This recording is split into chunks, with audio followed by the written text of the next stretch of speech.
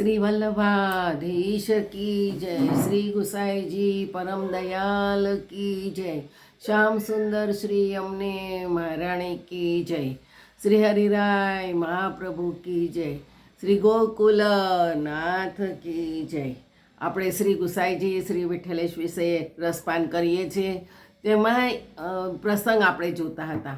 એમાં બે પ્રસંગ બાકી છે એ કહી દઉં. એક વખત વિઠ્ઠલેશ કાશી પધાર્યા હતા. ત્યાં ગંગા કિનારે સંધ્યાવંદન કરતા હતા. સાથે મોટો રસાલો હતો.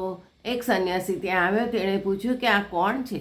એક વૈષ્ણવે કહ્યું, અમારા ગુરુ શ્રી ગુસાઈજી. સંન્યાસીએ ક્રોધથી કહ્યું, ગુસાઈ શાના? આટલા વૈભવનો ત્યાગ કરવાની તેમનામાં હિંમત છે? આ સાંભળી ગુસાઈજીએ પોતાની બધી સંપત્તિ ત્યાં ને ત્યાં દાનમાં આપી દીધી. પછી આપે સંન્યાસીને કહ્યું, તમે પણ તમારા વસ્ત્ર અને કમંડળ દાનમાં આપી દો. સંન્યાસીએ કહ્યું, પછી હું શું કરું? વિઠ્ઠલેશે કહ્યું કે વસ્તુમાંથી તમારો મોહ જતો નથી. તમને ઈશ્વર ઉપર શ્રદ્ધા નથી. તમે કેવા સંન્યાસી? સંન્યાસી શરમાઈ ગયો. શ્રી વિઠ્ઠલેશ વૈષ્ણવને ઉપદેશ આપ્યો કે ધર્મમાં આસક્તિ રાખવી નહીં.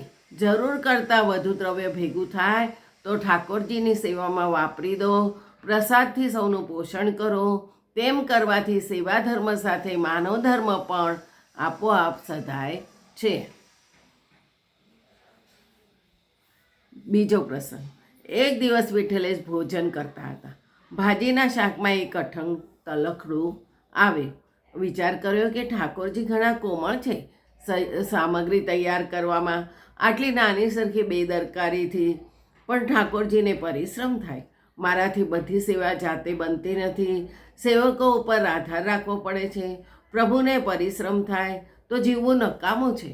આવો વિચાર કરી સંન્યાસ લેવા પોતાના મોટા લાલ ગિરધરજીને વસ્ત્રો ભગવા રંગથી રંગવા કહ્યું. ગિરધરજીએ તેમ કર્યું. ત્યારે ઠાકોરજીએ પણ તેમના વસ્ત્રો ભગવા રંગે રંગાવ્યા. તે જોઈને ગુસાઈજીએ સંન્યાસ લેવાનો વિચાર માંડી વાળ્યો. આ પુષ્ટિમાર્ગમાં આપણે શ્રી ગુસાઈજી વિઠ્ઠલેશનું સાહિત્ય સેવામાં બહુ મોટો ફાળો છે. સંસ્કૃત ભાષામાં નાના મોટા થઈને 50 જેટલા ગ્રંથો લખ્યા છે. તેમાં રસાત્મક, તાત્વિક દ્રષ્ટિના અને વિદ્વાનને શોભે તેવા શૈલીના દર્શન થાય છે. આ ગ્રંથોનું વર્ગીકરણ એવું છે કે તત્વજ્ઞાનની દ્રષ્ટિએ અણુભાષ્યનો અંતિમ 16 અધ્યાય તેમણે લખ્યો છે. તેમજ ગાયત્રી કારિકા લખી છે.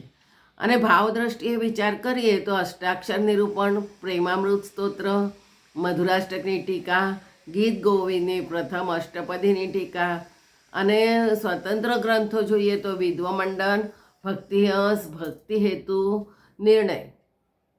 અને ભાવ દ્રષ્ટિએ જોઈએ તો શૃંગાર રસ મંડન, સ્વપ્નદર્શન, ગુપ્તરસ. સિદ્ધાંત દ્રષ્ટિએ જોઈએ તો જન્માષ્ટમી નિર્ણય, રામનવમી નિર્ણય ને પ્રકીર્ણ પત્રો. પછી મધુ સ્તોત્રોમાં શ્રી ગોકુલાષ્ટક, સ્વામિન્યાષ્ટક, સ્વામિની સ્તોત્ર, ભુજંગ પ્રયાસ્તાષ્ટક, લલિત ત્રિભંગ સ્તોત્ર, પ્રબોધ, શ્રી યમુનાષ્ટપદી, રક્ષાસ્મરણ, પ્રેંક પર્યંત શયનમ, મંગલમ મંગલમ, ભાવેરુત કુરિતમ, આર્યાઓ અને વિજ્ઞપ્તિઓ. મહાપ્રભુજી વિશે તેમણે જે સ્તોત્ર લખ્યા છે તેમાં સૌંદર્યપદ, સૌરતમ સ્તોત્ર, વલ્લભાષ્ટક અને સ્ફુરત કૃષ્ણ પ્રેમામૃત સપ્તશ્લોકીનો સમાવેશ થાય છે. તેમજ તેમણે 16 ગ્રંથ પરની ટીકાઓ પણ લખી છે. યમુનાષ્ટક વિવૃત્તિ, સિદ્ધાંત મુક્તાવલી, સિદ્ધાંત રહસ્ય અને નવરત્ન. ભાગવત વિષયક ટીકા ગ્રંથો લખી છે. તેમાં સ્કંદ 3 થી 5 સુધી ટિપ્પણીજી અને વૃતાસુર ચતુશ્લોકી પણ લખ્યા છે.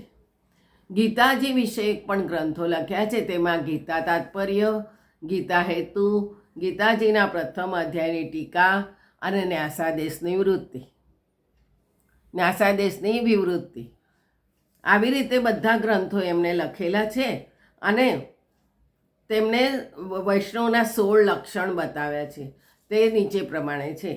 હંમેશા બધા ઉપર દયા રાખવી, કોઈ ઉપર ક્રોધ ન કરવો, કોઈનો દ્રોહ ન કરવો, કોઈના કડવા વચન સાંભળીને પણ તેના પર અભાવ ન લાવો, હંમેશા સાચું બોલવું, પ્રભુમાં નિર્મળ બુદ્ધિ રાખવી, હંમેશા બધા ઉપર બધા ઉપર ઉપકાર કરવો, વિષય વાસનાનો ત્યાગ કરવો, ભગવાન અને ભગવતી ઉપર દ્રઢ વિશ્વાસ રાખવો, શરીર આળસુ બને તેટલો પ્રસાદ ન લેવો, સદા પ્રભુનું શરણ સ્વીકારી દાસ ભાવ રાખવો, બહિર્મુખ સાથે વિવાદ ન કરવો, મૌન રહેવું, સેવા સાવધાનીથી કરવી, પ્રભુની લીલા ભાવના જ્યાં ત્યાં ન કહેવી, અભિમાન ન કરવું, ધીરજ રાખી નિદ્રા, ભૂખ, તરસ, ઠંડી, ગરમી સહન કરવા.